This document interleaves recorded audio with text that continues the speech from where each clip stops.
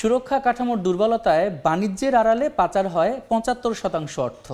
সুনির্দিষ্ট তথ্য না থাকলেও মিথ্যা ঘোষণা দিয়ে গ্রে লাইনে থাকা পাচারের অর্থের পরিমাণ বছরে গড়ে $৮.27 বিলিয়ন বলছেন গবেষকরা।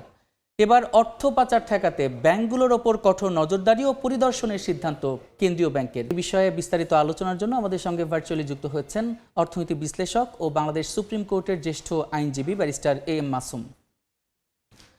জনাব এম মাসুম, এই সময়ের বাণিজ্যে আপনাকে স্বাগত। আপনাকে ধন্যবাদ। বাণিজ্যের আড়ালে পাচার হয় ৭৫% অর্থ। এখানে আপনি সুরক্ষা কাঠামোর কে কিভাবে দেখছেন, আর এটার পেছনে সুরক্ষা কাঠামোর পাশাপাশি আর কোন কোন অনুঘটক কাজ করে একটু জানাবেন। আসলে এখন কিন্তু এই মানি লন্ডারিংটা হয়ে গেছে একটা সামাজিক ব্যাধি, আপনি বলা যায়। আগে যেমন খুব স্পেসিফিকলি বলা যেত যে যারা অনলি দুর্নীতির সাথে কানেক্টেড, অনলি তারাই পাচার করছে। এখন কিন্তু সেটা না। এখন কিন্তু আপনি ইন জেনারেল দেখবেন যারা বিজনেসম্যান বা যারা এমনি যাদের অর্থের সিকিউরিটি চায় বা যাদের লাইভলিহুড বা বিজনেসের সিকিউরিটি চায়, যেটা বাংলাদেশ হয়তো বা অ্যাট দি মোমেন্ট সেই সিকিউরিটি বা অনেকের কাছে যে ধরনের ইনভেস্টমেন্টের যে এনভায়রনমেন্টটা বা পরিবেশটা, সেই পরিবেশটা তাদের কাছে মনে হয় না। যার কারণে আমরা দেখছি একটা হিউজ পরিমাণের টাকা, যদি আপনি জিএফআই যেই ডেটা যে 2009 থেকে 2023 পর্যন্ত on an average every year $16 billion, এবং আপনি যদি শ্বেতপত্র তাদের যে কমিটি থেকে যেটা বলেছে যে $240 বিলিয়ন, তার মানে হলো এটা স্পেসিফিক না, কিন্তু বলা যাচ্ছে যে এটা হিউজ অ্যামাউন্ট। এবং সেটার মাধ্যমে আপনাকে যেটা দেখছেন যে 75%ই হচ্ছে আপনার ট্রেড বেস, যেটা over or under invoice export ইম্পোর্টের মাধ্যমে। এখন এখানে যেটা কিন্তু আপনি আমাদের যে মানি লন্ডারিং অ্যাক্ট 2012-এ আপনি সেকশন 23 এবং 24-এ একটা হিউজ পাওয়ার দেওয়া আছে বাংলাদেশ ফাইন্যান্সিয়াল ইন্টেলিজেন্স ইউনিটকে, এবং যে কোনো ট্রানজ্যাকশন তারা যদি সাসপিশিয়াস মনে করে তারা কিন্তু হল্ট করতে পারে।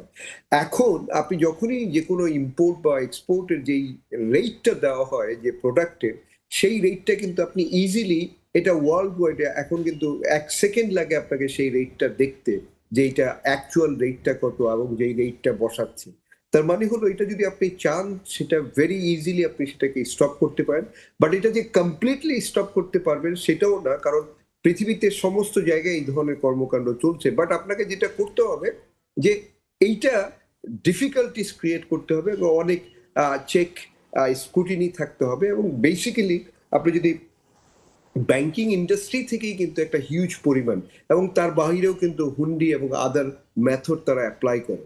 বাট এখন আপনাকে এই কজেস গুলি আইডেন্টিফাই করতে হবে যে কি কি কারণে অ্যাকচুয়ালি এই মানি লন্ডারিংটা হচ্ছে। তার মানে হলো যারা বেসিক্যালি দুর্নীতি করে টাকাটা ইনকাম করেছে, করাপশনের মাধ্যমে টাকাটা ইনকাম করেছে, এখানে কিন্তু মেইনলি আপনাকে দেখা যায় কিন্তু পলিটিক্যাল লিডার্স যারা থাকে, অথবা আপনার পলিটিক্যাল অ্যাফিলিয়েশন বিজনেসম্যান, অথবা এখন দেখা যাচ্ছে যে গভর্নমেন্ট অফিসার যারা হাইলি, আপনি জানেন যে তাদের ব্যাপারে এলিগেশন আসছে, এবং এই যে যে কারাপ্ট মানিটা, সেই কারাপ্ট মানিটা তারা এখানে রাখতে পারছে না, সেই জন্যই তাদেরকে ডিফারেন্ট কোনো লোকেশনে পাঠাতে হয়। এবং সেটা কিন্তু খুব পপুলার লোকেশন, যেমন আমরা দেখছি যে দুবাই, নিউ ইয়র্ক, মানে ইউকে বা ইউএসএ, অথবা আপনি সিঙ্গাপুর বা মালয়েশিয়া, এই যে যে কান্ট্রিগুলি, যে কান্ট্রিগুলিতে। এবং সেটার জন্য কিন্তু অলরেডি আমরা দেখেছি যে আমাদের দুদক অথবা সিআইডি বা এনবিআর এর সিআইসি, এরা কিন্তু বিভিন্নভাবে ইনিশিয়েটিভ নিয়েছে। এবং আমরা পানামা পেপার বা প্যারাডাইস পেপারের মতো যেখানে নেমগুলি লিক আউট হয়েছে, এবং এটা আপনারা দেখেছেন যে হাইকোর্টও পর্যন্ত এই কিছু নাম সাবমিট করা হয়েছে, এবং সেইটা কি রেগুলার বেসিস আপডেট করার কথা ছিল, কিন্তু সেইভাবে সেটা হচ্ছে না। বাট আপনাকে যেটা মেইন, আমাদের এই সোর্সটাকে যদি বন্ধ করা যায় তাহলে আপনি অনেকটা অংশে কমানো যাবে। আরেকটা হলো যে আপনাকে পরিবেশ করতে হবে, কারণ এখন জেনারেল লোকজনও টাকা পাচার করছে। তো টাকা পাচারটা মানে কি, যে আপনার প্রতি বছরে আপনার অ্যামাউন্ট থাকে হলো $12,000, আপনি বাহিরে নিয়ে যা টুরিস্ট হিসেবে ঘোরা বা যে কোনো খরচ, কিন্তু এই $12,000 বাইরে যেই টাকাটাই যায় সেটাই তো মানি লন্ডারিং হচ্ছে। কিন্তু সেই কনসেপ্টে আপনি যদি ধরেন তাহলে তো অন এন অ্যাভারেজ এভরিওয়ান যারা এই দেশের বাইরে যায় বা যে কোনো চিকিৎসা বা যে কোনো একটা পারপাসে যায় সেটা মানি লন্ডারিং। কিন্তু এখানে আপনাকে স্পেসিফিকলি যারা কালো টাকার সাথে ইনভলভ যাদের করাপশনের সাথে ইনভলভ, জি। যাদের টাকাটা যারা পার্কিং করছে, সেই জায়গাটায় খুব স্ট্রং আপনাকে বাধা ক্রিয়েট করা যায় কিভাবে, সেইটা জি, গভর্নমেন্টকে ব্যারিস্টার মাসুম, এখানে একটি প্রশ্ন আছে। আপনি কিছুক্ষণ আগে বলছিলেন যে মানে পাচার হওয়া অর্থের ব্যাপারে আরেকটু নজরদারি বাড়ানো যেত বলছেন, তো কি জন্য নজরদারি বাড়ানো গেল না? আরেকটা ব্যাপার জানতে চাই যে সামনে ডিজিটালাইজেশনের মাধ্যমে এই যে প্রতিবন্ধকতা আছে এটা আসলে কতটুকু উতরানো যাবে এবং স্বচ্ছতার মাধ্যমে মানে টাকা পাচার রোধ করা যাবে স্বচ্ছতা আনার মাধ্যমে? এখন সবচেয়ে বড় ব্যাপার যেটা হয়েছে, এটা এখন একটা সামাজিক ব্যাধি। আপনি দেখবেন যে এইটা মানে একটা মানুষের একটা একটা টেন্ডেন্সি হিসেবে ক্রিয়েট হয়েছে। এবং এখানে যেটা হয় আমরা দেখি সব সময় একটা পলিটিক্যালাইজ করা হয়। যেমন ধরেন যেই দল আপনার ক্ষমতায় থাকবে, তার অপোজিশনে যারা থাকবে, তাদের এগেইনস্টে সমস্ত এলিগেশন আনা হয়। কিন্তু আবার যারা তখন পাচার করছে অথচ তাদেরই কিন্তু পেছনে ওই আপনি যদি আমাদের এজেন্সিগুলি বলেন, সেই এজেন্সিগুলি সেইভাবে কাজ করতে পারে না। তাহলে আপনাকে এখানে এই সুপ্রিমেসি দিতে হবে এই এজেন্সিগুলিকে, এবং এখানে একটা ইকোসিস্টেম ডেভেলপ করতে হবে, এবং সেটা সম্মিলিত প্রচেষ্টা থাকতে হবে। যেমন আপনার Bangladesh Bank, BFA, Bangladesh Financial Intelligence Unit, CID, NBR, Dudok, এই যে একটা কম্বিনেশন যদি এফোর্ড হয় এবং এই এজেন্সিগুলি যদি একসাথে কাজ করে, অনলি দেন এটা কিন্তু সম্ভব হবে বা পসিবল হবে এটাকে স্টপ করা। কারণ আপনি যদি স্টপ করতে না পারেন, এই যে এখনো কি টাকা পাচার হওয়া বন্ধ হয়েছে? না, না। এখনো টাকা পাচার হচ্ছে, কিন্তু হয়তোবা সেটার পরিমাণটা একটু কম আগের থেকে। সেটা আপনি রেমিটেন্সের যদি দেখেন তাহলে হয়তো বুঝতে পারবেন। বাট যে পাচার বন্ধ হয়েছে এটা কিন্তু বলা যাবে না, পাচার কিন্তু কন্টিনিউয়াস চলছে। যে এই কিন্তু পাচার সেই বন্ধ করার জন্য কিন্তু কেন্দ্রীয় ব্যাংকের বেশ নজরদারির কথা বলেছেন এবং পরিদর্শনের কথাও বলেছেন।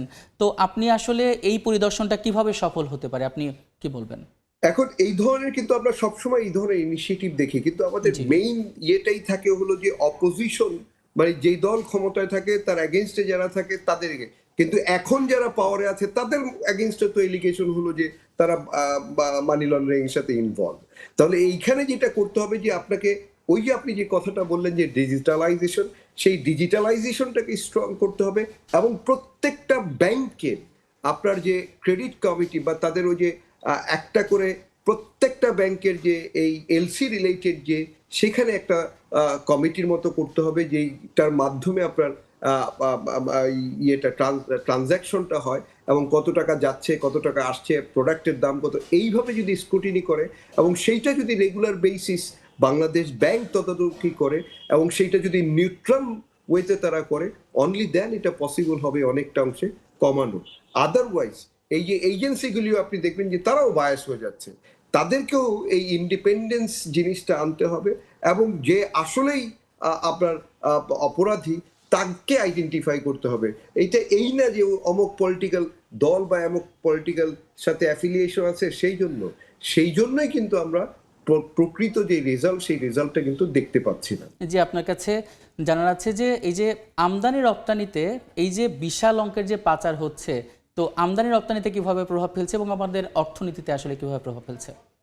আপনি দেখেন যে আমরা আগে দেখতাম কি আমাদের ইম্পোর্ট $10 বিলিয়ন পর্যন্ত চলে গিয়েছে, অথচ রিয়েলিটি এখন অনেক বেশি ইম্পোর্টে যে কয়েক মাস ধরে তাও দেখা যাচ্ছে যে 5 বিলিয়ন বা 5.5 বিলিয়ন ডলার। তার মানে হলো এই যে এডিশনাল, ধরেন তখন আমরা ধরলাম না হলে র মেটেরিয়ালস আরো লাক্সারি গুডস আসতো, তাহলেও ধরলাম না হলে 7 বিলিয়ন। তাহলে 7 বিলিয়ন থেকে যে 10 বিলিয়ন বা 9 বিলিয়ন হতো, এই 2 থেকে 2.5 বিলিয়ন ডলার, এই বিলিয়ন 2 থেকে 2.5 বিলিয়ন ডলার এটা হলো আলটিমেটলি পাচার হতো।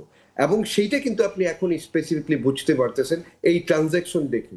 এবং আরেকটা জিনিস দেখেন, আমাদের এক্সপোর্ট কিন্তু সেইভাবে তো কখনোই বাড়তো না। এখনো যদি আপনি দেখেন এক্সপোর্ট কত 4 বিলিয়নের নিচে আসে, তাহলে আমাদের যেটা এফেক্ট হতো কি, এফেক্ট হতো ট্রেড ডিফিসিটটা হিউজ হতো, আমাদের রেমিটেন্স দিয়ে সেটা কভার করা যেত না, এবং যার জন্য আমরা দেখতাম অলওয়েজই কারেন্ট অ্যাকাউন্ট ব্যালেন্স অনেক মাইনাস থাকতো। এখনো কারেন্ট অ্যাকাউন্ট ব্যালেন্স মাইনাস হয়, কিন্তু আমাদের যেমন এখন যেটা করা হয়েছে যে এই কড়াকড়ির কারণে আপনি দেখছেন যে ফাইন্যান্সিয়াল অ্যাকাউন্ট কিন্তু আমাদের প্লাস, প্লাস আমাদের ব্যালেন্স অফ পেমেন্ট কিন্তু প্লাস। জি, সেটা কিন্তু আমাদের প্রত্যাশা যে কড়াকড়ি বাড়ুক, নজরদারি বাড়ুক, দেশের অর্থনীতি এগিয়ে যাক এবং দেশটা সমৃদ্ধ হোক। আপনাকে অসংখ্য ধন্যবাদ আমাদের সঙ্গে যুক্ত হওয়ার জন্য। আপনাকে ধন্যবাদ। আমরা এতক্ষণ আলোচনা করছিলাম ব্যাংকিং খাতের অর্থ বাণিজ্যের মাধ্যমে কীভাবে পাচার হয় তা নিয়ে, আর তার জন্য আমাদের সঙ্গে যুক্ত ছিলেন সুপ্রিম কোর্টের জ্যেষ্ঠ আইনজীবী ব্যারিস্টার এম মাসুম।